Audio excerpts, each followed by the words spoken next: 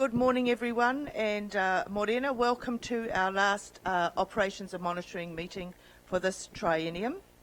Welcome to Mayor and Councillors, media. Yes, we've got Ben. Good morning. Public. Yep. And also to people who are viewing online. It's good to have you with us today. Are there any apologies? I see there's possibly one for lateness from Councillor. Has Councillor Tapsell mentioned anything to anyone? We'll just leave it at present then, thank you. All right, could I have declarations of interest? Anything? No? Urgent business? All right, well now I'd like to ask for a mover and seconder for the motion that the minutes of the Operations and Monitoring Committee meeting held, the open part of the minutes, held the 7th of July 2016 be confirmed as a true and correct record. Moved Councillor Gould, seconded Rawiri. All in favour please say aye. Against, carried. And now I have recommendation 1, financial performance for the 12 months ended June 2016. Could I have a mover and seconder to receive the report that the report financial performance for the 12 months ended 30th of June 2016 be received? Moved Councillor Sturt, seconded Councillor Rotorua Tate. All in favour please say aye. Against, carried. Welcome Thomas, and we've got our PowerPoint. Nice consistency. We've got a PowerPoint again, so we look forward to having that. Thank you. Thank you, Madam Chair. So, councillors, the results in front of you are a draft, so we are currently in the process of finalising the annual report and look forward to having Audit New Zealand on site at the start of September. So pretty much the result does reflect our cash position, but we will be in the process of doing asset valuations, fair value assessments, impairments, and also reviewing our work in progress to make sure that things that are sitting in there can be capitalised rather than need to be expensed. So the overall result hasn't changed from where we indicated last month. So 1.4 million better than budget, so we were forecasting I think 1.3, so we ended the year slightly better than we anticipated, which was great. Very pleasing for revenues to be ahead of budget the way that they were. The main drivers really there were consenting in the museum and the regulatory area, as well as obviously that dividend from the airport helped as well. Unfortunately, expenditure did creep a little bit over budget, but 400,000 in the grand scheme of things of 100 million is not a bad result. And the main driver there was really 350,000 of depreciation that we had sitting in Rotorua contracting that actually came back to council. And that was around the fact that we budgeted and planned for them to manage our fleet on our behalf and charge the cost back, but instead they've elected that they'd prefer to focus on what they're good at rather than managing our fleet. So we've taken our fleet management back over. The other one was when we set the LTP budget, so not only have we banked those $8.3 million worth of savings back in 2015, but 2016 we targeted another $1 million of efficiency savings, and we achieved those as well. So very pleasing that over the last 2 years we've managed to bank $9.3 million of operational savings expenses. Big focus has been on capital expenditure. So as I said, 5 significant projects deferred, totalling 9.8 or 9.79, councillor, whichever you wanted to do. As a result, obviously, of some of those projects being deferred, capital revenue is down as well, because obviously if the project's not going ahead, the revenue hasn't been received, as well as one of those projects was only dependent on getting external revenue, which was declined, so therefore that's a reflection of that. So overall capital expenditure is 12.8 million less than budget. I will spend a bit of time on this one because there were some comments around that the financial result was just managed by underinvesting in renewal work and those sorts of things. And what this clearly demonstrates is that that actually isn't the case. So if we go to the top, you'll see that the budget that was set was 34.3 million. The total projects that were deferred make up about 9.8 million of that. You can see there's a little bit of spend against some of those as well, because to date, and the main T-Rex is the main contributor of that spend to date. So what that means is when you deduct those projects that were deferred, you've got $24.5 million left of a capital program to deliver. Now, the majority of that is renewal work, so renewing our existing infrastructure. I've broken it down into the main big buckets, and the bottom one there of other capital projects is really a grouping of some minor activities such as vehicle purchases, IT and those sorts of things. But what you can clearly see though is that the spend against the budget, we have had a very high spend and completion rate, and particularly roading 93%, wastewater 94%, water supplies 98%, city services 104%. And open spaces themselves, if we hadn't have pushed the netball courts into this next financial year, as well as the Waipa car park, would have been at 100% as well. So very pleasing that we're delivering on the infrastructure renewals that we'd planned to do. Now, the one exception there is stormwater, as you can see. The reason for that is that following obviously the restructure of our organisation, stormwater moved to another engineering department within council, and what they're undertaking at the moment is a capacity review. And so what they're looking at saying is that we can do our renewal programs, but we may put a 100 millimetre pipe in, or actually it's a bit bigger than that obviously, a metre pipe versus a 1.5 metre pipe as an example. And so they're just doing some modelling to understand with regards to future proofing of the stormwater network to make sure that they put the right size pipe in going forward. And once that review's been underway, those renewal projects will kick off again. As you can see though, there is a bit of spend there, and obviously critical stormwater renewals have been done. So but that's the rationale for that one there. So I hope that makes sense. So therefore, the combination of all that has led to, as we said last month, very pleasing, increasing cash on hand, 3.3 million, which means next year's annual plan, or the current year that we're in now, there's no need to borrow. Borrowing itself has reduced by 1.8, it's actually probably 1.9. I need to update my slide. So overall, about a $12 million improvement on the funding that was set in the LTP. Any questions? Just before I take questions, as I usually do, I just wanted to take the opportunity to, as it is the last meeting of operations and monitoring, just to make a few comments. As I said, I don't normally go first, but I'd like to for this occasion. So I just wanted to take the opportunity to really congratulate everyone in our finance team for an excellent result. We should all actually collectively be proud of our achievements in this area in meeting one of our goals, which is prudent financial management.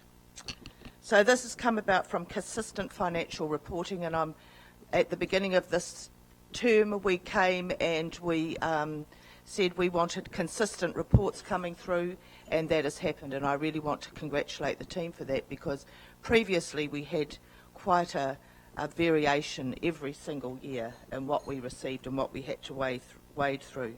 And the PricewaterhouseCoopers report showed that we were indeed buried in paperwork and detail. So we couldn't see the wood for the trees.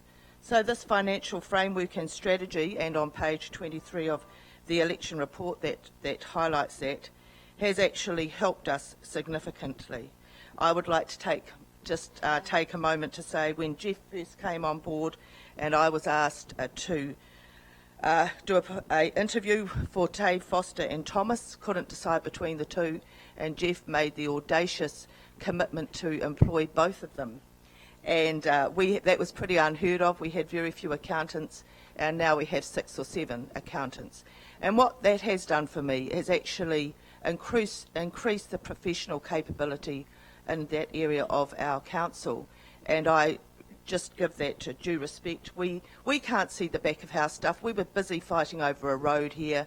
The library got hit all the time, and we couldn't see the stuff about duplication of services, the borrowing structure, and all the very sensible things the accountants see and have actually brought to us. So we have a strong management team who has understood our political goals of reducing debt while maintaining levels of service, and actually brought to our attention buildings that were in dire need of repair. So thank you, Jeff. Yes, we would have liked to have seen more debt reduced over the 2 years than 3.1 million, but it's easy to get into debt and hard to get out. And it's also difficult to do that when you want to maintain your assets. So with $3 million cash on hand, I think we leave this council in an excellent position to be able to know that we have got reduced debt down to 165.6 million at the end of June, lots of progress in the city, infrastructure maintained, and in a good position for the big projects we know are ahead of us, for example, out of the forest. The credit rating with the AA- for Fitch International potentially in itself will save us $300,000 borrowing every year. So I just wanted to take that opportunity to put the highlights forward and to thank you so much, Thomas, your team, and Jeff for your hard work. Thank you. Councillor Donaldson. Thank you, Madam Chair. I just had, through you, I just had a question around a matter that Thomas highlighted, which was the depreciation on the council fleet. So is that all coming across to council's books, or is there a split, bearing in mind that a large part of the council fleet is owned and operated by Rotorua Contracting? I just wanted some clarity around that, please. So the fleet has been split. So the majority of the fleet still sits with Rotorua Contracting, but there's about 60 odd vehicles that have come back to council. So there's about 20 odd pool vehicles, plus obviously vehicles for roading engineers and you know, water engineers and those types of things. So that's how it's been split. Councillor McVicker. Chair, I would firstly endorse your statements about the financials. Great to see that we can respect and recognise the fact that there has been a significant turnaround in the financial aspect. A couple of questions, if I may. I was going to bring up the wastewater 16%, but you've explained that. But can I ask the question with that regard, are we protected given the inclement weather that we are experiencing lately, and we're not going to have any impact as a result of a major storm impacting on our existing stormwater facilities? I understood. Oh, unless Dave Foster or Andy Bell wants to Do you want to answer that, Dave? Or Andy? Andy. Thanks, Andy.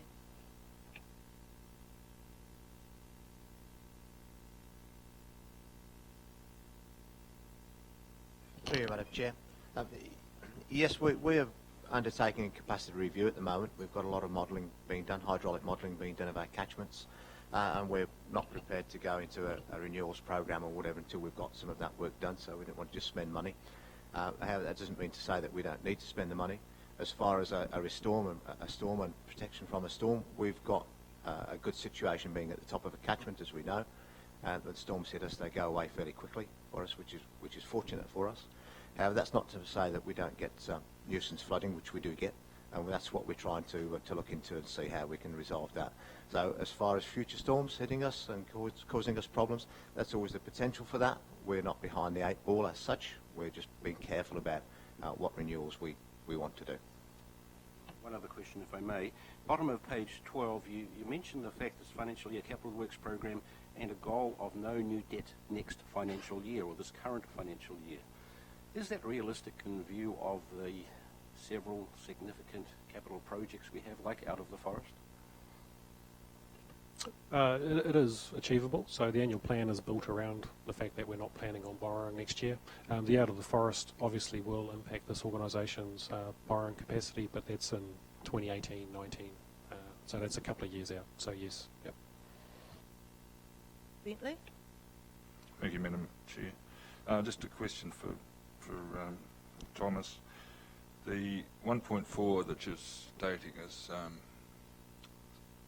better than what was expected. Does that include the sale of assets from Victoria Street Arterial, or is that over and above that? That doesn't include the sale of Victoria Street, so that's budgeted elsewhere, not in our operating result. So no, so the 200,000 more than budget that we got there is reflected down in the other area of the port where we show the capital expenditure.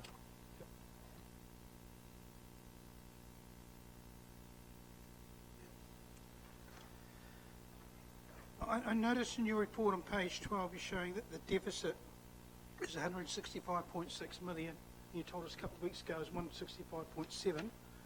But in the 2016 pre-election report on page 24, if you add up the borrowings on behalf of the airport of $15 million, borrowings on non-current liabilities of 140,700,000 and borrowings on current liabilities of 8,400, you come to 164,100,000. So there's a difference between the two figures. So is this figure in this book wrong, or is this figure in this book wrong? Oh, can I just answer that? The reason it's different is this was done on forecast, and that was explained to councillors some time ago. Now, Do you want to go further, Thomas? Yeah, so they actually do align. The difference actually is that we moved $3.3 million worth of debt to the actual airport, so they hold that facility on their behalf, and so that's actually reflected on their balance sheet. The figure that I report here is the total group figure, so both figures are actually correct. So the pre-election report actually reflects the debt that sits on council's books, and the figure that I'm talking about of the 165.6 also reflects the portion of debt that also sits on the airport's books now. So didn't want to just stay talking about council debt, because as we've talked about in the past, we always want to know what the group debt is, and so 165.6 million is our group debt, but carried on our balance sheet is only the 164.1.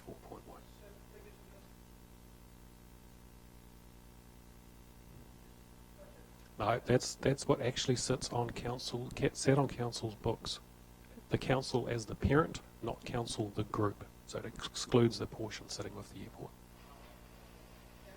Remember, when we do our annual report, we have a parent, which is core council, and then we have the group, which includes all our CCOs. When we restructured the airport and moved the asset across, we moved debt across as well.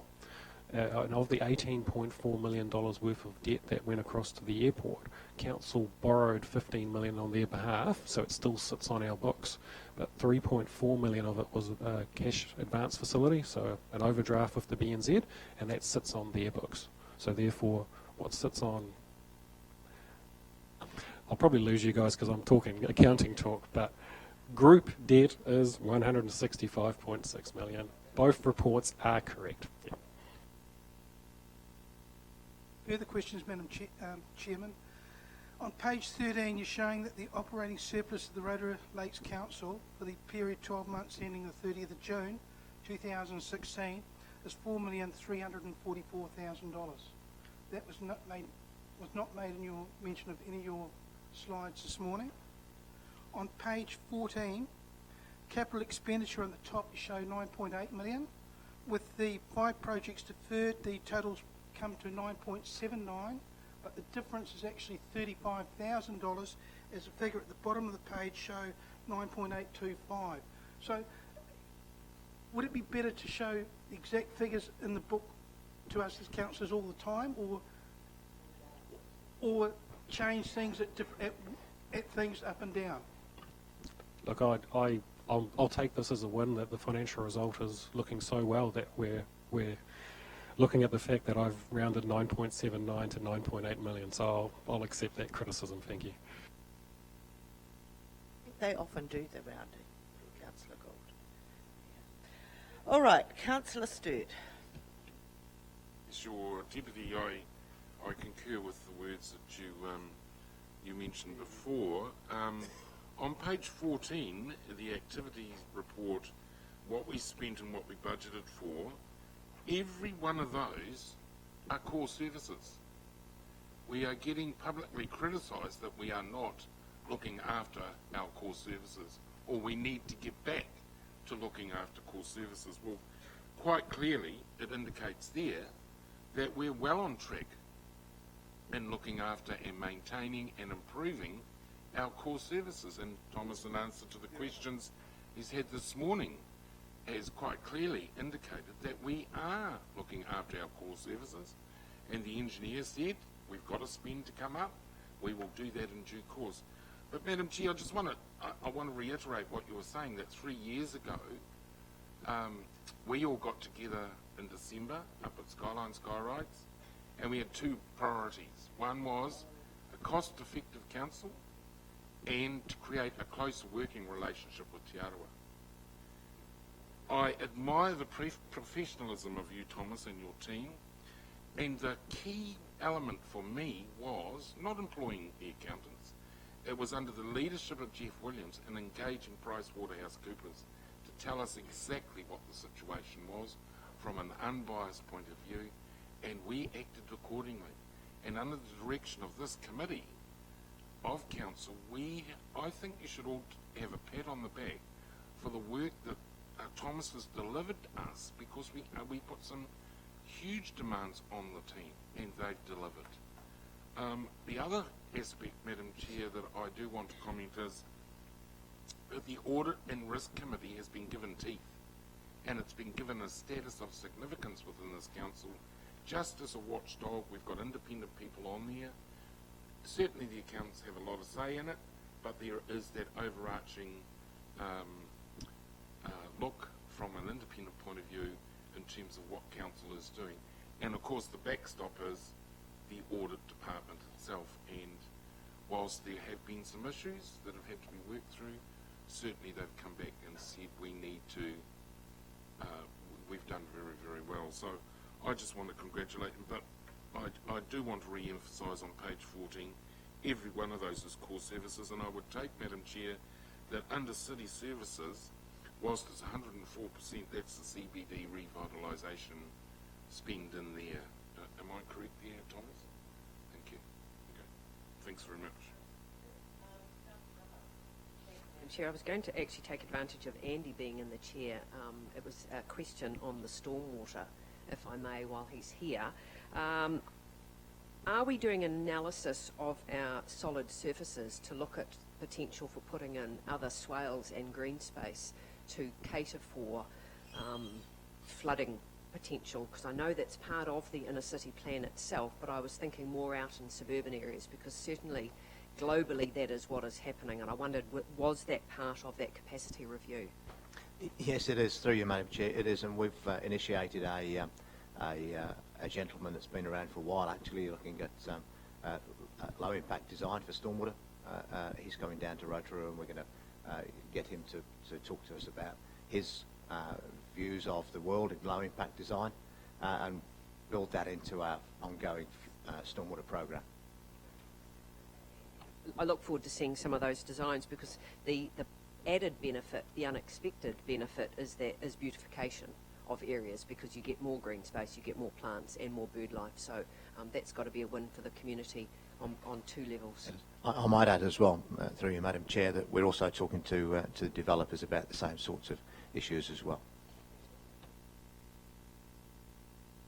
Mr. Putawa, I always forget your surname, Basinye Tuli. There we go. Morena, Madam Chair. Kia ora koutou. I'd like to tautoko your kōrero, and I've just got a simple question for Thomas. This is in relation to claim AKL 304.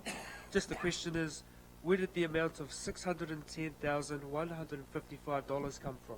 Was it from RDC, RRAL, or was it a third party?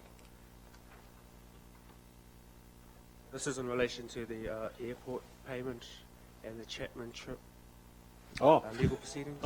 So finally, I was looking at this. And about accountability, this is a question that's been going around the community, and just the simple answer, is it RDC, RRAL, or was there a third-party payment of $610,155? Oh, look, so good question. It might be a good opportune time to just, rather than answer it simply, as maybe just cover that issue as well, to make sure that everyone is on the right page of that. So with regards to that issue with the complainant, where approximately $600,000 was paid out back in 2010, the airport incurred significant legal costs and sought reimbursement from council, and council duly paid the airport that money. So on the 30th of June, the legal costs were invoiced to council, and council paid the funds across to the airport, and the airport duly paid Chapman Trip. It was all accounted for in the 2010 annual report. The 2010 annual report was audited by Audit New Zealand. Those transactions were reviewed by Audit New Zealand and were appropriately accounted for. So with regards to the accusations that are going around the community as to hasn't been accounted for correctly. There's a conspiracy theory that there's hiding costs, that council sought the airport company not to have an audit. They're all wrong and all incorrect. So at no point did council elect or make a decision not to audit the airport company that year. Even if council did decide to do that, it couldn't, because there's a statutory obligation to have it audited, and the Auditor General wouldn't have allowed us to do it. So it was audited. The entries were accounted for correctly. They're all sitting in the correct place. It's all being disclosed correctly. There was a simple little mistake made on an annual return where it said that the accounts weren't to be audited when an auditor wasn't appointed. That was a simple clerical mistake. We've discussed that with the Companies Office. The Companies Office are happy. No further action is going to be taken. This matter, there is nothing more to be gained from this. Everything is sitting in the right place. Ultimately, who paid for that amount? The ratepayers of Rotorua. And if you look at the annual report for 2010, you can clearly see that council borrowed about $10 million. Clearly, council would have borrowed to pay for those transactions, and ultimately the ratepayers have paid for it. So I'm not too sure. I know that there's still accusations being made, but I'm not too sure what can be gained from them. All the information is out there. It's all transparent. Short of, I'm not too sure what else we can do. Thank you, Thomas. Councillor Kent and Your Worship. Thank you, Madam Chair. Through you. I have a number of questions. First of all, I'd just like to pick up on comments that have already been made. Councillor Gould has quite rightly pointed out that the debt figures in the pre-election report amount to 164.1 million, whereas we're told they're actually 165.6 million, and the excuse that's been given is that this only applies to core council, not the whole organisation. If that is the case, then you are not complying with the law. The law is required for council to state its financial position. Its financial position includes its subsidiaries. However, I would also question Thomas's explanation of the difference as being another debt figure that's attributed to the airport, and ask why one debt figure attributed to the airport, 15 million, is included in these figures, and this other one he's talked about isn't included in these figures. So perhaps he'd like to answer that first. Oh, I'm quite happy to answer those questions, Madam Chair. So first of all, the documents have been prepared in accordance with the appropriate legislation and are correct. So the accusation that they're wrong is just actually, you are wrong, Councillor, on that front. So with regards to those two numbers, so what you will see when we prepare the annual report, and you'll get the actual annual report, unfortunately, after the election, so the new council will sign it off, and you'll go to the balance sheet. And the balance sheet will have two columns, one for the group and one for the parent. Core council is the parent, and the group is obviously the council and its CCOs. In the parent column, you will see debt totaling 164.1 million, and you will see group debt totaling 165.7 million. So it is correct, Councillor. I haven't made this up. You're just struggling to understand how it actually works. With regards to the actual other debt that was transferred, the reason why the other 15 million wasn't transferred to the airport, it was because council could borrow it at 3.2% and the airport company could only borrow it at 5.8%. So it made financial sense for us to borrow it and on lend it, rather than force the airport into a position where they borrowed the full amount and ended up paying an extra 2% on top of what we could get. It just doesn't make financial sense, Councillor. I just would like to draw your attention to page 5, where in the highlights it's got forecast result 15-16, and in a bullet point it's got debt total 165.7. It's on page 5 of this election report. I haven't gone through this report in any detail. I'm just questioning the Oh, okay. response that was given, which, quite honestly, I don't agree with. No, I was And, just, okay, it's but just we will move on. highlighted clearly in there. However, we will move on. Well, actually, just a minute, Councillor Kent. I just wanted to clarify that totally, because it's not just about you. It's about the perception of our community. and everyone around the council. So I just wanted to bring that out clearly. It's highlighted right at the very beginning of the report that it's a forecast result and the debt total is 165.7 million, and yet we know at the end of June it was it's 165.6, and that's where I go from.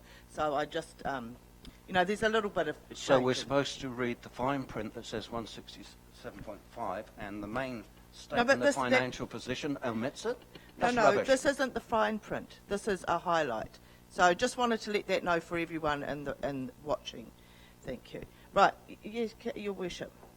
I'd quite like to hear from the Chief Executive. Point of about- order, Madam Chair. I'm just asking for the point of order. Thank you. Yes. I'd just like to hear from the Chief Executive the allegation made by Councillor Kent that we've broken the law. I think that's a I'll very just- serious I'll just take- allegation to make. Okay, thank you, Worship. I'll just take a moment to consider if that's a point of order. Just a moment.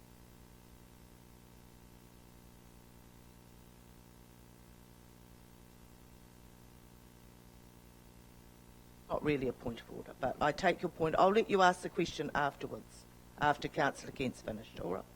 Councillor Kent. Okay, and before we move on, I'll just clarify what I said there.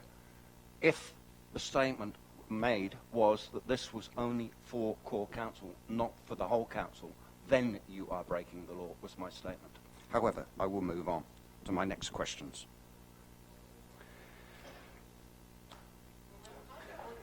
Yeah, no, that is actually, because I really don't understand how you can think this is breaking the law. How can it be breaking the law? Madam Chair, the law requires council to state its financial position. This page is headed Statement of Financial Position of the Council. It does not add up to the correct figure, as pointed out by Councillor Gould. Good. But he's looking at page 24. Yes, no, I think Page this... 24, if you add up the borrowings of 8.4, Yeah. 140.7 and 15 million, it only adds to 164.1. The Yes, yes. explanation given by Thomas was that's because it is only core council, not the whole council. Yes, yes. I say that explanation Yeah, is okay. rubbish. All right, thank you, Councillor Kent. I dispute that it's rubbish. And I think this is the problem that always comes, is that when we get to a statement of financial position, it then becomes accountants' talk. And the accountants therefore have to often interpret this for us to truly understand. And I think as this is where it all goes astray, that all of us here are not accountants, and that we have to understand it in a way that we get. So, Thomas, could you just try and translate that for us again, please? Look, parent and group accounting can be quite difficult. So ultimately, what the council is alleging that the financials that are in front of you aren't a true reflection of core council. Well, unfortunately, it is. So that the financials reflect the parent or this core entity, which also accounts for the funding that we provide for our CCOs as well. So it is a true reflection of council's financial position, but when we go to the annual report, we have another set of requirements that also requires us to report at a group level. And so therefore we make those adjustments in the annual report as well. What we've done in the interest of being transparent to our community and to everyone where we talk about not hiding debt is that the debt reflected in the balance sheet is correct for this entity, but what we have stated is what the group position is. And we've done that to be transparent, open, honest about this, not trying to hide it. Thank you for that, Thomas. And look, I have to say I'm sorry that you're in the position of having to sort of justify yourself. You shouldn't be in that position, but thank you for clarifying that. Right. Councillor Kent, do you have another question? Yes, Madam Chair. As I said, I have several questions. That was just the issue that was raised by Councillor Gould. So we'll move on to my questions. My first question for Thomas is the annual plan document for 2016-17 that was put out, this one, states on page 17 that the general rates and targeted rates budget for the year to 30th of June amounted to 79.381 million. The figures that you're showing on page 13 here of this agenda show the annual planned budgeted income of 81.878 million. I would like an explanation, please, of how you account for the extra 2.497 million of budgeted rate income difference between the two budgets. Firstly, thank you. I'll get my finance manager up here because he knows this detail a lot more and will be quite easily able to explain that reconciliation to you. Through the chair, that's the internal rates figure that council pays on council property, so it's eliminated in one of the reports. Excuse me, but I was under the impression that this council voted and made a resolution that we would not include council rates in the figures anymore because we're not rating ourselves. Unfortunately, though, we have some statutory requirements around that. So while you may wish that we report certain ways, financial reporting standards require us to do it a certain way. Okay, so will you please explain to me which set of these figures includes our rates and which ones doesn't include our rates? Just through the chair, if I just sort of misheard the question a little bit, so just bear with me. You're talking about the management report that's come in the O&M committee report here. That will include internal rates because it's a format we use to show the impact of what it actually costs to deliver each activity, which includes the total cost of rates. So the internal management report includes the rates that we charge ourselves? Correct. Correct, okay. The rates that you forecast in the annual plan and long-term plan do not include those figures? They would be netted off. That's correct, okay. Now, the figures in the financial report for the last 2014-15 annual report, those figures for the rates presumably have to include all the rates, don't they?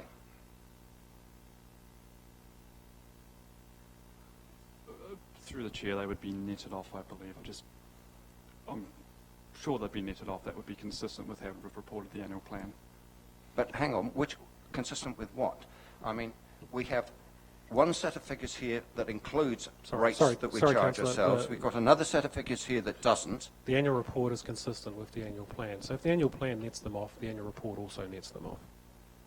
Okay, well, you're talking about here, presenting to us, financial figures for the end of the year that show that you have taken in $82.092 million in rates. Well, my question is, if you've taken in $82.092 million in rates, and yet last year we only took in $73.363 million worth of rates, according to the financial reports, how do we explain the fact that we've got a rate increase there of 11.9% when we've advertised that the rates only went up by 7%? Through the chair, so I'll just come back again. The report that shows the 82 million includes the internal rates of 2.2 or 2.3 million dollars that council charges itself on council properties. The annual report has those netted off, so you have to make the $2.2 million adjustment if you're going to do your percentage calculation. So why are we dealing with one set of figures within our annual returns and our annual figures that go out published? We have another set of figures which is our long-term plan, which agree with those, and we've got monthly figures here which disagree with those, so that we can't reconcile anything. So Councillor, as it was explained before, the rationale for that is because from an internal management reporting, regular reporting cycle, we want to include internal expenditure because it actually is a cost of managing those assets. So for management reporting purposes, which we put in front of you, we include those costs. At the end of the year, we're obviously required to net those off. If the council wish for us to present the regular monthly reports in the same format and apply the same rules and principles as the end of year annual report, we can duly do that if that's their wish. But the two do agree.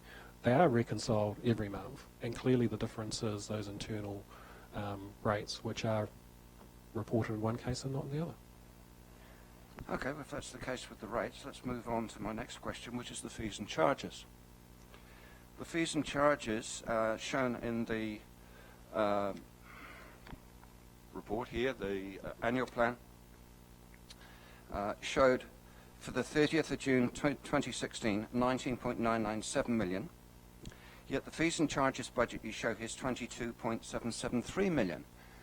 We don't charge fees and charges to our own buildings, do we? Yes, we do. Through the chair.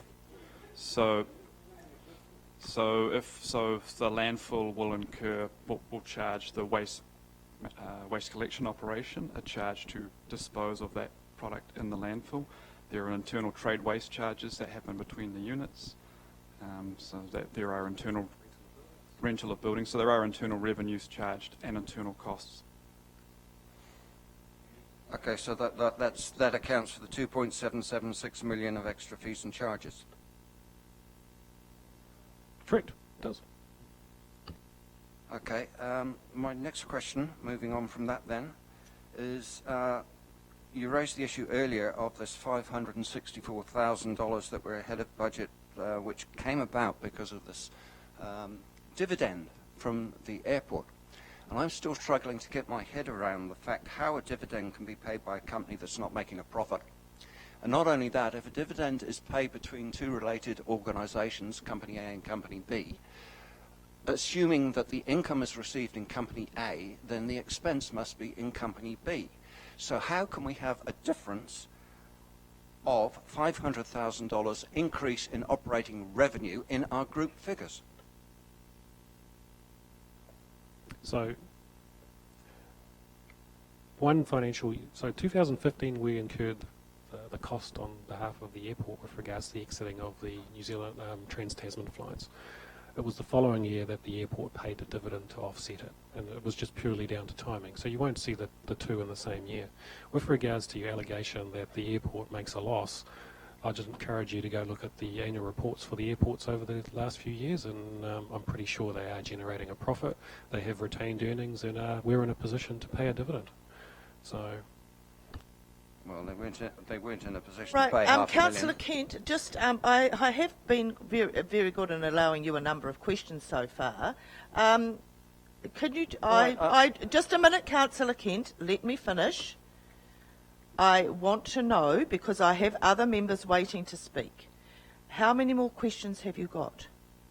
I'll cut it short and give you one more. Beg your pardon? I'll cut it short and give you one more. Thank you very much. Thank you. Group debt is stated in your report, page 12, as being $165.6 million, being a $1.9 million reduction from the previous year. Can you please show me where on page 13 this claim $1.9 million worth of debt repayment has actually taken place? Yep. So if you go right near the bottom, you'll see a line there called borrowings, and you'll see that there's loans drawn down and loans repaid. So I can see the borrowings, and the borrowings say $25 million worth of loans drawn down and $25 million worth of loans repaid, which is a net of no repayment whatsoever. And then you'll recall the discussion earlier where where $3.4 million worth of debt was transferred to the airport, and the airport retired $1.9 million of debt. So But there is no conspiracy here, Councillor. You can keep the It's questions just smoke coming. and mirrors, sorry. No, not unfortunately, smoke Councillor, it isn't smoke and mirrors. It is actually just basic accounting. No. Actually, Councillor Kent, according to Standing Order 3.13.4, it is actually a use of disrespectful, offensive or malicious language. So it's offensive to actually say to our accountants that it's smoke and mirrors. These are professional people, and you're accusing them of hiding stuff. So I think this is a time for you to apologise to them. Madam Chair, I will gladly apologise. Well, okay, I'll accept that. It doesn't seem to be with any sincerity, but I'll take it as what's come out of your mouth. Thank you. Moving on, Your Worship.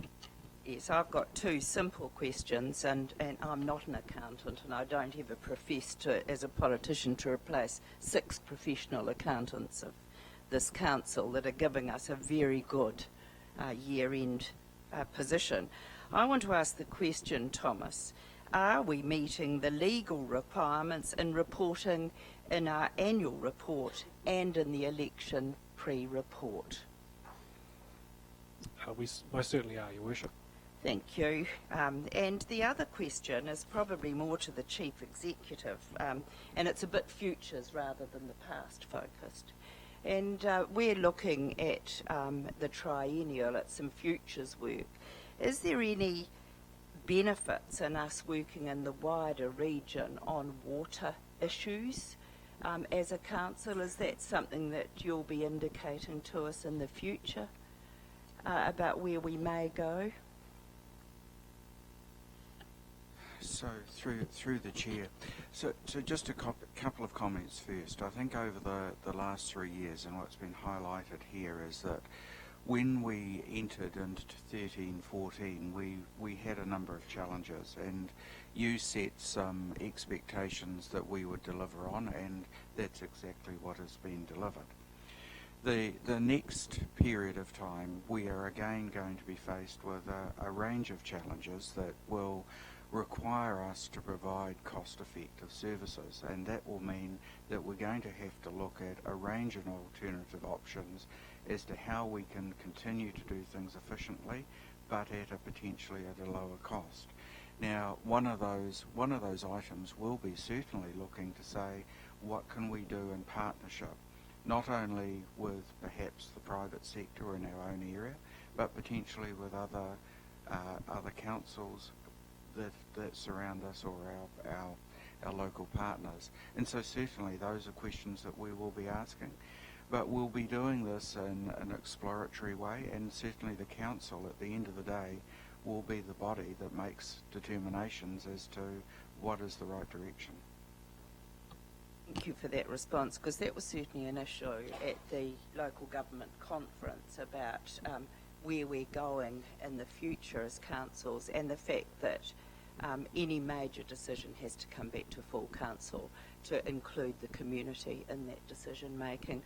But I just want to congratulate you. I find this has been with a lot of hard work, actually, and I'm aware of the squeeze that you've been quite difficult. You've been quite assertive, Mr. Colley, to squeeze colleagues about expenditure, and I think to achieve this year-end position is stunning. And it's not been easy. Some of us would have loved to have seen some things progress if we could have got some partnership funding, and we haven't. I myself am really interested in the Sir Howard Morrison Performing Arts Centre, and also the museum, you know, with the earthquake strengthening side and the eyesight. There are some things that we'd love to be doing, but I'm really pleased that you've actually pushed back, because we set out to be transparent and we set out to reduce debt, and you've achieved that, and I think the community's noticed it actually. They've stopped asking the challenging questions. We'd like to do it faster, but I want to congratulate you. And we can't do everything on a wish list, and you've taught us to be much more prudent financially as councillors in our decision making. Thank you for that. Your Worship. Councillor Stewart.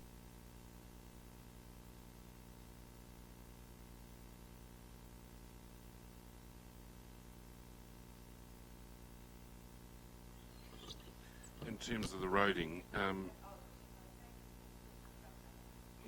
thanks. At the last round of this meeting. Councillor Stewart, can we do this in the operational part of the report? Oh, okay. If you don't mind, roads. Oh, and just one other thing. Her Worship, the Mayor, talked about. Oh no, I can bring that up. And we've got quite a long operational part. Okay, all right. Thank you, Thomas, very much for answering all of those questions and for that part of your report. But you are fortunately going to get all yours over and done with at once, so we will now move on to recommendation 2, page 16, that the report for the operational report for May-June 2016 be received. Moved by Councillor Hunt, seconded Councillor Donaldson. All in favour, please say aye. Against? Carried. So we're on to Thomas's dashboard. Aren't we? No, that's no. Oh, actually, we're in. Yeah, we are. Yeah, we are. Yeah, here we are. He just was looking strangely at me, and I was thinking, did Oh, he I'm looking at forget? Carol. Did he forget he have a dashboard? No, it's waiting for Carol to bring this up. So. Oh, wrong place, Carol. My apologies, councillors. I'll get to the right place. Oh, I went too far. Right. So just going through the dashboard. With regards to the... Now, have you got a point of order, Councillor McVicker? What's your problem? Okay, well, I hear incessant voices on my left at the top of the table from time to time. So I will just say right now, I'm not going to put up with any incessant voices. So I would like all of you to not speak and make comments when other people are talking. I want everyone to be treated on a level playing field. And sometimes I've let you get away with it in the past. But today, since you brought it up, we will have none. Thank you.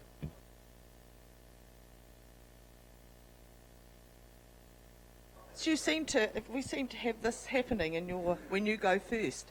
Would you last again? Next time I'll ask to go last, I think so. So the dashboard is mainly up to date. There's a couple of areas that are still reflective of March. So the 2030 outcomes reflect the discussion that was had in the report that was tabled at last month's O&M. The performance measures were still going through compiling those and seeing where we end, so they still sit at the 31st of March. The hold up there is the NRB report, which we're just in the process of getting that finalised, and those results will be shared shortly. The financial results themselves, obviously we've just gone through that, so that's all reflective of the report that was just been. Just highlighting again that the 165.6 is total debt for everyone, including the airport, and as you can see in that comment, the airport debt has gone from 18.4 million down to the 16.5. Employees, monthly injuries, rolling 12-month average. So as you're aware, that the key really there as well is the black line, which is the lost time injuries one, still crept up. That's a reflection of that serious incident that took place with regards to the animal control officer. So other than that, there's been no obviously significant injury. So that'll be reflected in those results for probably quite some time. Operational revenue, again, just touched on that before, so very pleasing that that's end of the year ahead of budget. Operating expenditure, unfortunately that did creep a little bit over, but overall the two combined have led to a good financial result. The capital expenditure side, so what I haven't done is I was going to put a bar in there to show the deferred items so you could see how it would track against the budget, but I've left that off, didn't want to change the format of it. So that reflects the spend against the total budget. But obviously the total budget reflects those projects that were being moved to future years as well. FTE, so there has been a small increase, mainly in the number of fixed termers, but still well within the limits that has been set. But obviously that gap has been closing, and that's reflective of the number of vacancies that we are carrying at the moment has reduced as well over the last month. Employee turnover, so we did see a little bit of an increase in that back in the March-April area, so it's good to see that that's coming down. And just a reminder again is that we have split the two between council excluding the aquatic, the museum and the eyesight because of the nature of those employees. So even them, their turnover is reducing, and overall core council is sitting at about 15.3%, excluding those, which is probably a couple of percent higher than where we'd like to be. So an organisation of our size generally has 10 to 12% employee turnover. Unplanned leave, so it's just a reflection of we're in the middle of winter, lots of people are getting sick, and we did have that little bit of a blip back in May where it was a little bit higher than we anticipated, and it's just come back down to about where we expect it to be for this time of the year. And then just managing the leave balances. Historically we had some very high leave balances, and it is creeping up a little bit, but we expect that, and that's just staff getting ready for summer holidays or planning overseas trips, the usual things that people do. Many people, other than going away on an overseas holiday, don't tend to take holidays during the winter period unless they're going skiing, so You're just seeing it creeping up a little bit, and we anticipate that come the summer months that will reduce back to an acceptable level again. Not saying that it's not an acceptable level now, because it is well within where we expect it to be. So other than that, any questions? Councillor Gould?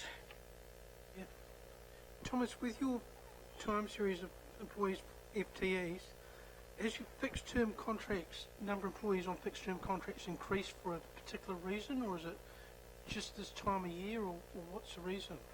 Because it's been constant the last 2 months or 3 months, but it might have gone up since 4 months ago.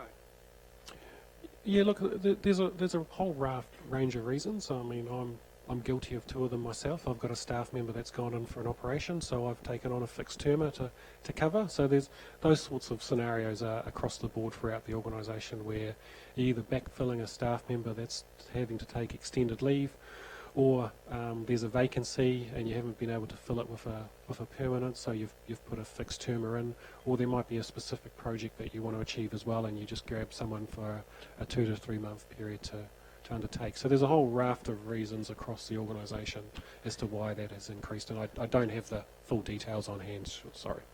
Okay, second question of the same subject. Destination Rotorua, is that still classed as an employee of the Rotorua Lakes Council, or has that been taken out because it's a CCO, or what sort of figures are included? Yeah, so they're still included in this, but obviously going forward they'll be excluded because they'll be part of the CCO arrangements, yeah. Now, for Rotorua Contracting and the airport CCOs, the staff numbers, if you add the two together, would that be equivalent to about 550, 560 staff? Yes, roughly. Rotorua Contracting has about 130 to 140, and the airport has about 10 or 11, so it probably brings you close to that figure, yes. Now, your executive dashboard is showing that the airport debt is 16.5 million, and yet in your council report, this one shows 15 million. So, which figure's correct? We're holding 15 million on their behalf, which we've on lent, and they've got 1.1, whatever the difference is, on their own books in a committed cash facility or an overdraft facility. So the figures are both right. Yeah. Questions? No? Okay, I was just interesting to see, and I haven't got it in front of me, but I remember last year we always used to see 18.4 million of airport debt, so that's where you've seen that 1.9 million paid off, what affects our overall debt, doesn't it? So that's actually really clear on this page for us all to see. But that was just from memory. I knew it was about 18 something, so that's good to know. Thank you. All right, I think that's really clear, and this is really, a good example of consistent financial reporting. Helps us understand what's going on in the organisation. So thank you, Thomas. And So any questions on the rest, or page 18 and 19? any hands up, but I'll see. Anything about any of others, Thomas's? Councillor Stewart, the CCTV upgrade. That's on page 18. I just thought I'd remind you. Okay, I won't remind you. Okay. Oh, you're waiting for... Oh, right. Okay. I thought I saw Mr. Waru's hand up. Did I? Yes.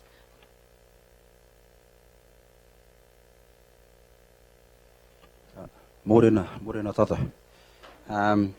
Just on page 19. The draft plan for the land disposal still awaiting approval. Just wanted to ask from whom and when. From council after the election, because obviously we won't have a window of opportunity before then. Yes. Can't wait. And just another one on paragraph 4.1.3. There is Te Tatau as your partner, it's council's partner. Expect to be part of this approval process. What's the go there with the policy there? Sorry, which bit are you referring to? There's an approval process mentioned here on page 19. And what I'm saying is, what we've had a wee about is us as Te Tatau members want to come and say, we would like to be a part of that approval process. So how do you see that happening, if that's what's happening? Oh, I think most definitely will be improved in the process with regards to that approval. How do I see that happening at the moment? I probably haven't thought through the process of that. We're still working on obviously finalising the draft policy, and then we'll be in discussions obviously with Te Tato and the council as well. Yeah. Thank you. So this for councillors is just to the end, almost to the end of page 19. So we've got Councillor Gould and Councillor Kent.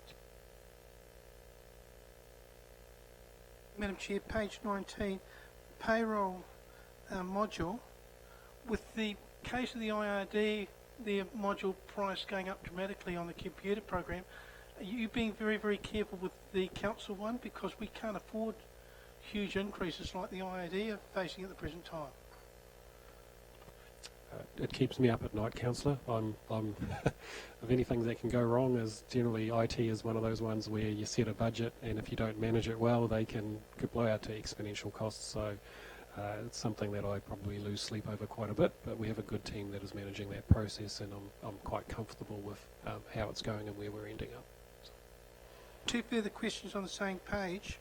One, the draft policy for disposal of land, is that coming back to full to a committee level to full policy, or has that been done by the officers with delegation? As we said before, councillor, we will draft the policy, but that will be brought through to council after the election for review and any decision. So yeah. And the last question is 4.2, first bit. The pictures of which they're talking about in the first paragraph is actually... Can I just let to Mr. Morrison? Is he here? No, he's... Oh, we'll wait till Jay...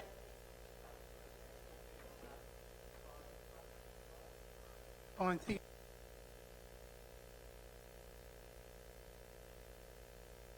you. Not Kaitiaki Māori. Right, Councillor Kent. Thank you, Madam Chair. 4.13, legal and property. The provision of a cost-effective solution to modernise and revitalise the building, does that include the $5.5 million of new furniture that's been contracted for? I wasn't aware we'd contracted 5.5 million of new furniture, councillor. Where have you got that information from?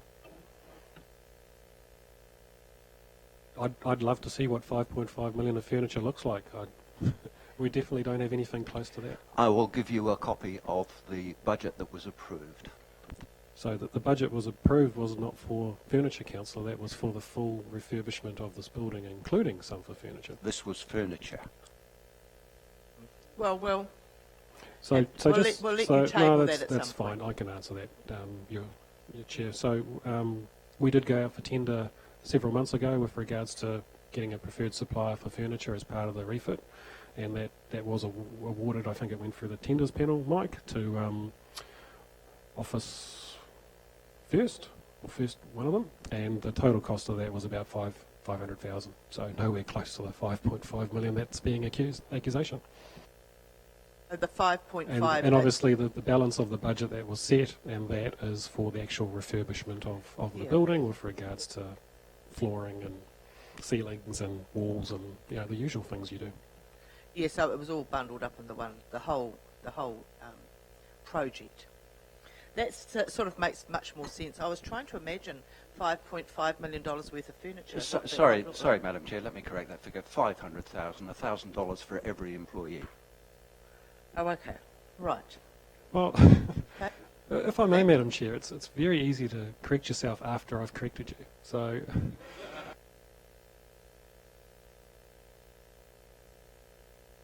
Moving on now. Thank you for that, Thomas. Oh, sorry, Mr. Waru, you had one more question. Kia ora, yeah, just in the page 23, can we go there? Yeah. Just about land banking. Can you just explain a little bit more about the land banking? Oh, we go ahead. Okay, can't wait. I'll get back to that. Thomas, appreciate that today. Right, now, good morning, JP. Are you going to answer any questions on Mr. Morrison's report for him? Madam Chair, I'll do my best, but obviously Monty's not available this morning, so his apologies. But I'll try my best to answer for any questions. Okay, righto. So, Councillor Gould, thank you. Thank you, Madam Chair. As stated in the report, the pictures are up on display at the airport. They're quite large, they're probably 1.5 metres high by about 1 metre across. There is 7 of them. To me, as a person, I believe that they've been put in the wrong place at the airport, as 90% of the people will never ever find them. They're in the, where you check in the baggage, check-in is on the right-hand side. To the left-hand side is Robert Harris. Most people do not go to the far right-hand side of the terminal. So, really, I think the airport should be asked to put them on either a bit more prominent display somewhere else in the airport, and also perhaps a little bit of history about each airman, which iwi associated with. And one of the airmen was decorated with a Distinguished Flying Cross, and that wasn't shown as well. Oh. It's an interesting... Madam Chair, I think the key thing there is the reference to the information booklet is probably the way we've tried to capture that information, so that's really important. And as far as the traffic and the layout of the airport, I can't comment on that, but I'll take those comments back to Nicole, and she can obviously consider how she uses her space.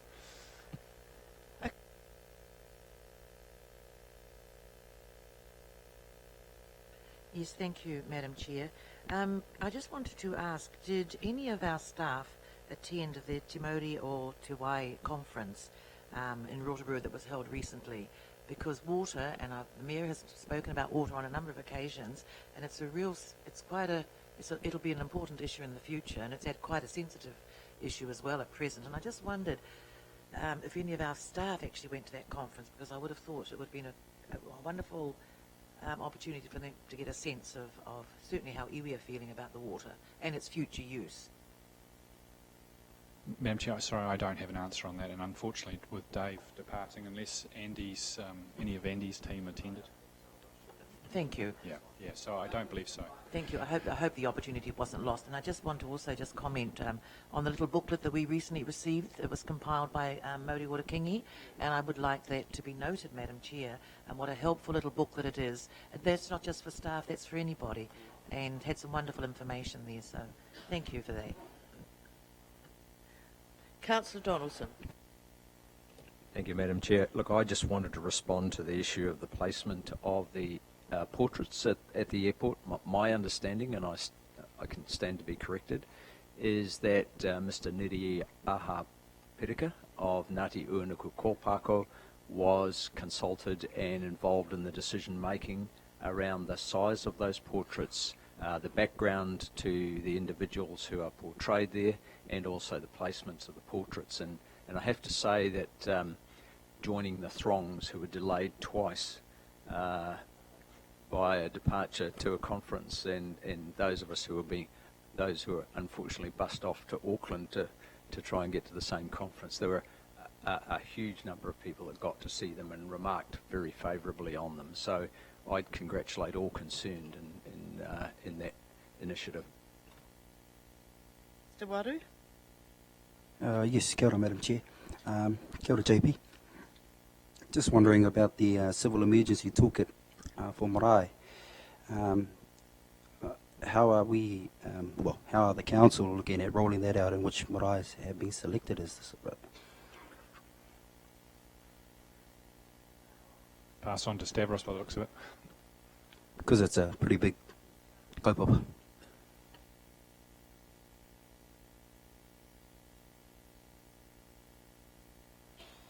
Good morning, Madam Chair. The toolkit, I realize at this point in time on a volunteer basis by the various maraes. We went out to various hapus and said, well, we want to work with you to develop a response plan for your areas, and we work with them to develop a priority list, for that. The expectations that over the next few years we'll develop at least a response plan for every another thing from about 37 marae in the Rotorua. So we will be greatly dependent on how ready the local community is to work with us. Thank you. Councillor Maxwell. Thank you, Madam Chair. Just before my question, reference has been made to our late kaupapa director, Rotorua Kingi. Just for the record, for those who aren't aware, the Rotorua Boys and Girls School called Rotorua won the national champions for the best secondary school in the whole of the country, and they had acknowledgements in their program to Rotorua Kingi, which I thought was very good. The question I got is the very successful Te Arawa lectures that are happening. I don't see a reference to a few. Well, what's the next one that's coming up? Any information on that? If I could, the next one is Carl Johnson, I believe, from NZ Mackie. Yeah.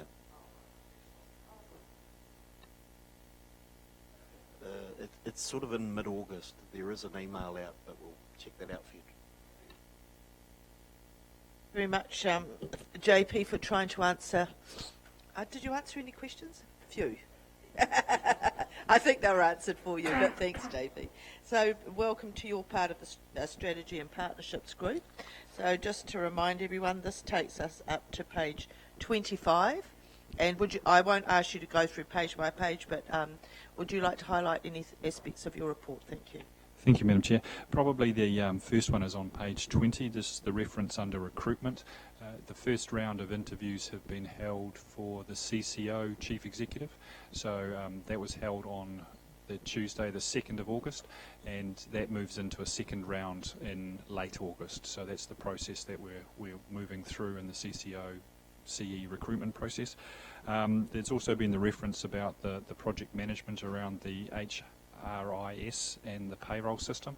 I think I just have to really acknowledge Thomas's team there, the IT team, are superb, and it's been a very good process, certainly for the People and Capability Department, and that will give them a lot more functionality to assist on managing people's training and development. So the process we've gone through there has been very good, and quite keen now to see that software packages in.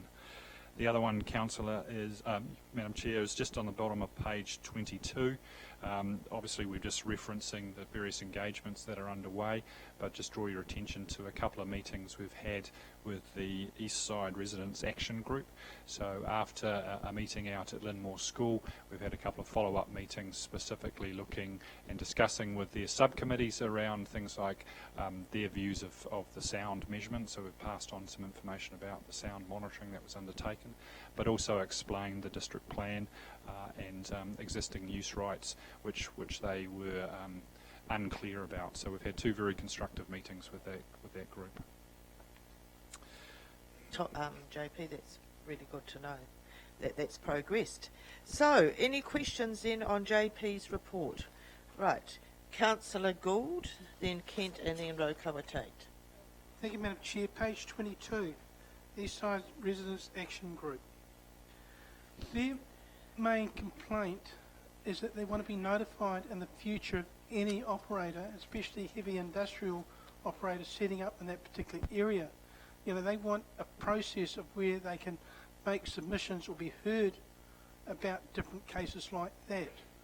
And that's their main gripe for the area, but they weren't told initially that the U-mill was going to make that type of noise, because they thought it was just going to be an existing sawmill, but in fact it was a different type of mill producing logs. Madam Chair, we've had a good discussion with them so that they could understand what occurred on that site and how Lumbercube established under the existing use rights. Existing use rights is for wood processing, and they were undertaking wood processing of a scale and a in line with what had been undertaken on the site previously. The character obviously then developed as they set up their plant, and they moved into a different set of provisions under the district plan. So we've been through all of that with them, and I believe they've now got an understanding about the steps that were taken, and also understood what's a difficult situation about what's being permitted and non-notified consents versus notified consents. So I think there's been an increased understanding of the RMA process and how that relates to the district plan for those involved in that area.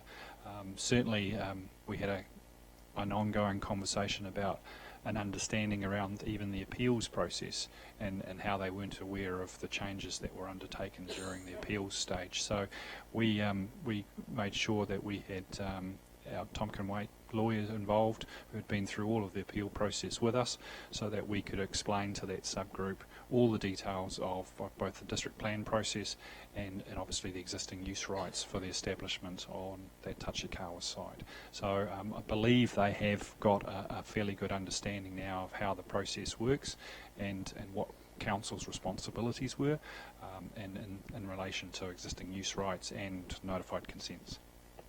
Question. I've got two further questions. One, as you face the lake, the land to the right-hand side of the Tachikawa site or the Lumber Cube site is an empty, huge empty piece of land. Under the district plan, is that now industrial or is it still residential? Through Madam Chair, that was notified as all that block was to be industrial in the proposed district plan. During that process, it was moved back into being a zoning for residential. The owners of that block then appealed, and as a consequence of that appeal mediation, it ended up being half of that block was moved to industrial and the other half was residential, with some discussion around the buffering between the two. Last question.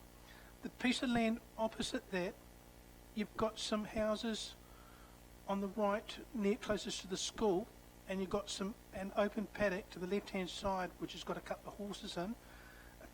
About 4 weeks ago, a surveyor came and pegged it out. So to me, it looks like that particular piece of land is going to be classed in the not too distant future as residential land for house. Is. I've just, thank you. Did you want to answer that, JP? You don't? Okay, so that is residential, and that's all in our new district plan. Shows you all the different zones and shows you what can happen now. And there is a lot more land available for subdivision, and it's a more enabling plan. But there are rules around it. So I suggest you talk to perhaps the planners and get a copy.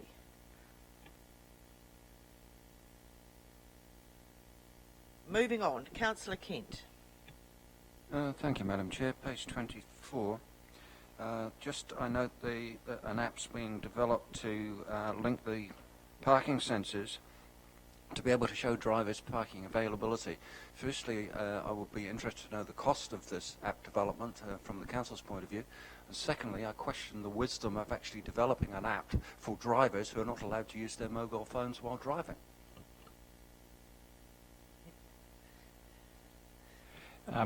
I can certainly come back with the numbers about this. The app is quite a simple app that's being proposed. We currently have a number of feeds that come through from our parking sensors. So the intention is really to take what we currently get through as feeds to our parking wardens about parking spaces that are occupied and vacant, and obviously put it in a format so that people can look at a particular street and see that there's 7 out of the 10 car parking spaces are full, and 3 out of the 10 or 3 out of the 50 or 3 out of the 100 are empty. So it's intended as a guide. Your comment about driving is something that has been recognised, and there was certainly an intention that there was this view that what we were trying to do is making sure that there was a specific statement on the landing page for the app, which did signal, please don't look at this app, or please don't access your phone whilst driving. So really the intention for most people was, if you're coming to town, if people were anything like how I behave, I know what shop I want to go to, and therefore I'm interested in what's happening on the street where that shop is. I can quickly look in advance and see if it's occupied or fully occupied, or what side streets are then available, and then hopefully I get in my car and drive to my particular route. Yeah. So it's we certainly recognise that issue. As I say, it's a fairly simple app. My understanding is that there was discussions held through the Intercity Steering Group and looking at a local developer to take those feeds and develop that app. But I can find the dollars for you. Councillor Kawate. Yes, thank you, Madam Chair. I've just got 2 points. One of them is actually it's on the library move, and I don't know whether it should be noted, but I want to say a big ups to the staff and the volunteers that executed that that move. I don't know what it was like in the background, but it just seemed to me such a seamless transition. Although I wonder if we're not buying into a little bit of an issue down the track, because a lot of people are saying to me they just love the new location. But however, my question though is on the Parakore, the marae recycling scheme. And when I saw that video, I got very enthusiastic, and I know some of the people on the various marae have. I didn't realise it was dependent on a funding application, the rollout to marae. And it seems to me that that's the case. Is that correct? It's on page 23. On hold awaiting waste. I presume it's a wasteman. And I would have thought that could have been done without any funding application. Are you up to play with that? Madam Chair, I'm looking across at Stavros or to Dave, really, just to answer off that funding requirements elements, because you're right, you are highlighting that as identified as being on hold subject to funding. So we can find out if no one can answer directly. Thank you. I think the important point I would say, because this comes under my portfolio, is that we're rolling out the waste management, our new waste management system, but there are lots of ambitious projects that we would like for the future, and that, I guess, will come through that, and we will decide how to get there in the end. But one of them is that recycling at marae. It's at events. It's for all the litter bins and the CBD. There's the recycling bins. So there's a cost to some of these things. So it's about how we can apply for funding to assist us through the waste minimisation. We can apply to that. And there's quite a lot of ambitious ideas, but we're just getting the initial rollout. And there's a lot that we want to do in the future. That's how I understand it. Stavros, you may like to add. Madam Chair, you're correct. I think the reference to the funding, pending funding, is that we have lodged an application to the Ministry of the Environment to support recycling for key community areas. Remember, our current funding in our budget covers the management of household waste and recycling from residential properties, but of course we've got events and we've got other community areas, and we have applied for a $200,000 application to the MFE for support, and we expect to hear back in September the result from that. Thank you, Madam Chair. Can I just say that we do very little for our marae, and they provide a wonderful community service, and I just like to think that we couldn't not delay it unduly. Thank you. Yeah, take your point, but we're just trying to keep our new waste management scheme within our funding envelope for this year. And certainly there's options to improve services in the future for many areas. And I think it's good to see they're there on the list. I think that's the main point. Right, Mr. Waru. Kia ora, Madam Chair, and I just want to clarify, we're going up to page 25A, you said? Or I just don't want to jump the gun again. 25. Up to page 25, kapai. So this one's on page 23, and I'll go back to what I asked before about the land banking. Can you just explain a little bit more about that, please?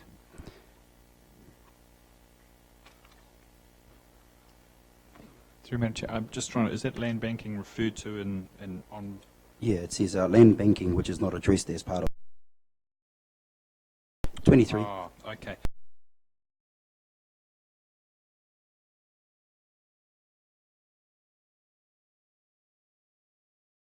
That is occurring in some of these high development areas is what is seen as land banking. So when you start looking at areas that could and be the logical extensions of, say, Auckland, so this is the Auckland-Tauranga question, you often find development-ready land, which should probably be the next logical subdivision.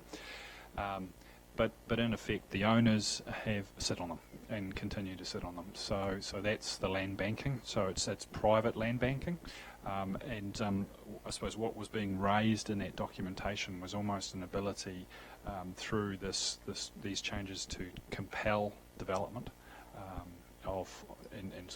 which is obviously starts really affecting individual property rights. So that was some of that issue around land banking questions, and clearly it's something that affects all districts and areas. One of the questions we've had certainly within our district is why aren't we seeing some new subdivisions coming through? And again, we've got significant amount of land zoned for residential development, and we've highlighted that to you through the consenting staff. Thousands of potential sections. Again, it really then becomes a situation where we can't compel anyone to begin those developments or lodge those consents for some quite large subdivisions. The market needs to move in that direction, but equally we could face the same situation where developers sit and wait and prefer to see the changing in the property values before they move. So that's kind of the same pressure we face. Oh, and just another one there while I've got you there, JP. Through you, Madam Chair, of course. The pensioner flats. So where's that project at, given the fixed-term resource undertaking the work has finished up? So, who's driving it now? And you just want to ensure that the work done is sort of not lost and wasted. Thank you, Madam Chair. So that's a reference to the item under the Sustainable Living portfolio at the bottom of page 24. As you're aware, we've done some initial work at looking at a social housing provision, of which a review of our own pensioner housing stock and how we could assist with some of the housing issues that are starting to develop in the city. So we had some work undertaken, and so we've got to a particular point. So that initial, I always call it the tyre kicking phase. So we were looking to come back to the Strategy, Policy and Finance Committee this month with a paper that really lets you know where we've got to and the kind of the framework that's been proposed and the potential partners that have been talked to. And from that, we'll be signalling our next steps. So it's back inside this building. So Rosemary's leading that process under the Sustainable Living portfolio. So we're going to do a where are we up to and what are the next steps at the next SPNF meeting. Thank you. So that's a potential exciting project for next term. Right, Your Worship. Mine is just a question on the urban development capacity in the National Policy Statement. Great to see we did a submission. What were the actual growth figures that we challenged? Because in here, and that work with Invest Bay Plenty, we had this argument about growth here. So what is the actual growth figure that we are putting into that National Policy Statement submission? Through Madam Chair, one of the issues that they had identified was they were using the Stats New Zealand figures for 2013. Yeah. So for us, that, and we all know where the country was in 2013, and certainly for us, so it's that looking back. So you're looking back through a GFC, you're looking back at 10 years worth of historical trends. So that was what was being used to identify the high growth, the medium growth and the low growth areas that they had talked about within that document. So we were at that point saying, well that doesn't really reflect what's happening. It is almost a looking back to try and go forward. So we were sort of at that point, without actually making any specific references, we signalled the work we had undertaken around Burl and how we had used that to start looking at what we were doing in our own spatial plan and the assumptions that we had taken into our long-term plan. So without saying Burl work needed to be done, it was very much a case of saying, taking a point of time like 2013 and looking back was not a very good policy basis for making decisions. So that was the angle we had taken.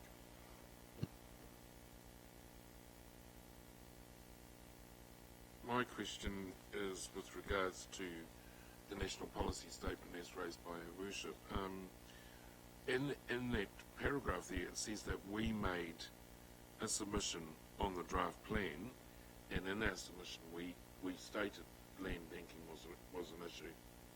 Is that true? Because it is a major issue in Rotorua at the moment, Madam Chair, because there is a supply and demand crisis. At the moment there are no sections, or very few, that are on the market, and prices are going through the roof. Section sell for 90,000 12 months ago is now 200,000, and that's the issue facing home buyers. So I just thought I'd share that with you.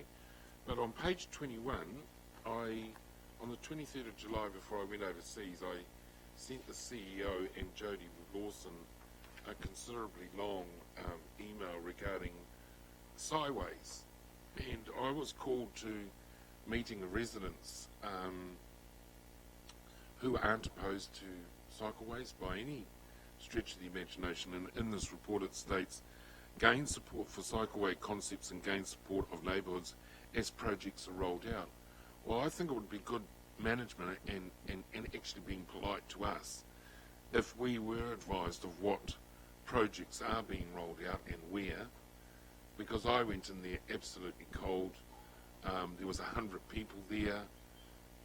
They're not opposed to but they've made a submission through me, and I just wondered, Madam Chair, is that the right way of going about doing this through a council? Because I think we should be involved, because we also need to own some of these things. But one of the areas, and I know Councillor Hunt has always raised the issue, are the principles of SIPTED still current, or have they gone out of fashion? Because what's proposed here has major problems with SIPTED in the area that I've been and seen the people. But they're not opposed, but they're given an alternative. And I just wondered, through you to Mr. Williams, will that, or through to Stavros, their submissions will be given serious consideration. These aren't protesters, these are ratepayers. These are people who it's going to affect, once their property values, and two, the lifestyle that they bought into and paid for. Admittedly, they've got council reserve behind them, but it's a wilderness. And so I'll let I just Stavros think it would be good practice if we were advised what these projects are and where they're going to be rolled out, so that we're forewarned. Yes, and we have been invited, you know, you and I, Councillor Stewart, to the one out east side, so... But that's fine. No, yes, this the is ones more we my- don't know. All right, Stavros, you're obviously there in the hot seat, ready to answer Councillor Stewart's question. And no, I think it's quite important what Councillor Stewart, be taken on board. Obviously the progress of the development of the sideway is reported regularly through A&M.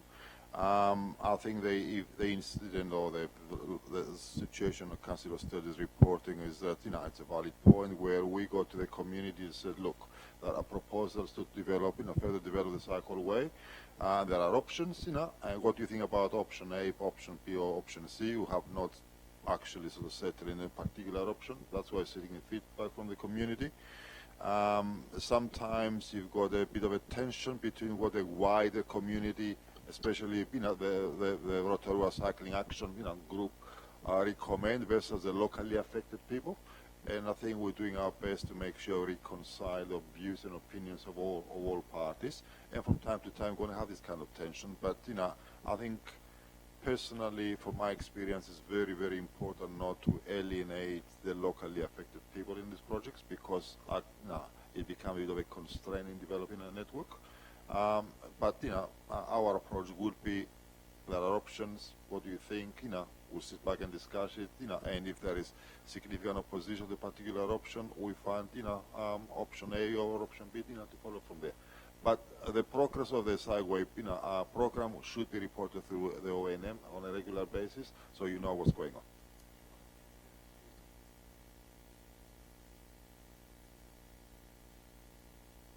Mr. Foster. No, Mr. Foster. Going to have a 10-minute break, and then we'll go to your roading, all right? So I just wanted to make a comment on the library, and thank you, Councillor Rokava-Tate, for bringing that up about the efficient move of the library. In my opinion, our librarians are really innovative, and they always do things in a really great way. So I was really impressed with that and the opening.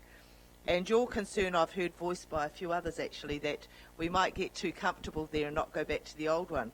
Having said that, we have to think about the future, and if we want a growing city, the reality is it's about 2,200 square metres we've got in the Van Dykes building. We will be going back to 4,000. We've reduced our we've culled a lot of books. Things are in storage. So, you know, if we think about where we want to be in the future, we will need more space and a bigger library. And after that, I've got full confidence that it's going to be a fantastic space. And I was just so grateful to JP and to Dave for managing that move. And also, I was just thought, wow, that's so good when sometimes we're out of the detail, because otherwise we would have made them drag up the old carpet and take it with them. And they've got a lovely new carpet, and it all looks beautiful, and the self-issue's amazing. And actually, but Dave, when I asked him, did say to me they did consider dragging up the old carpet and taking it, but it was more cost-effective to actually just get a new one.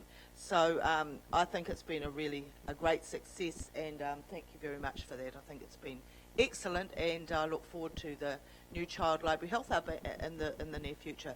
So with that, I'm going to take a 10-minute break, and then we'll come back. I know Councillor Sturt can't wait for his questions on the roads, and we will do that at 11:15.